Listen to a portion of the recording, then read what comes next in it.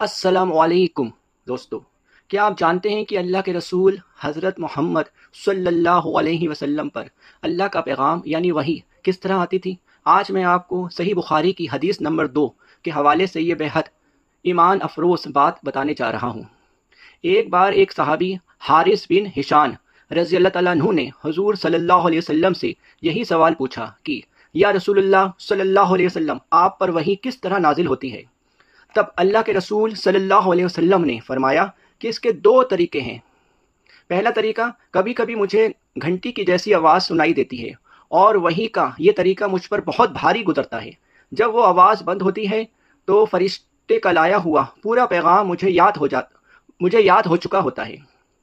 दूसरा तरीका, और कभी फरिश्ता हज़रत जिब्रील अलैहिस्सलाम मेरे सामने एक इंसान की शक्ल में आते हैं और मुझसे बात करते हैं और जो वो कहते हैं मैं उसे याद कर लेता हूँ। दोस्तों, इस वही के आने का मंजर कितना भारी और जलाल वाला होता था, इसका अंदाज़ा आप उम्मुल मोमिनीन हज़रत आयशा सिद्दीक़ा रज़ी अल्लाह तआला अन्हा की इस बात से लगा सकते हैं।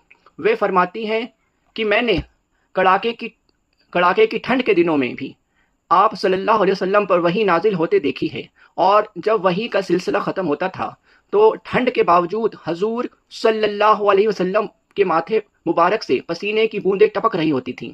सुभान अल्लाह! अल्लाह के रसूल सल्लल्लाहु अलैहि वसल्लम ने दीन का ये पैगाम हम तक पहुँचाने के लिए कितनी तकलीफ़ें और ज़िम्मेदारियाँ उठाई हैं। अगर आपको सही बुखारी की ये दूसरी हदीस अच्छी लगी हो और कुछ नया सीखने को मिला हो तो इस वीडियो को लाइक और शेयर ज़रूर करें। हमारे पेज को फॉलो करना ना भूलें। जज़ाकल्लाह खैर। अस्सलाम वालेकुम।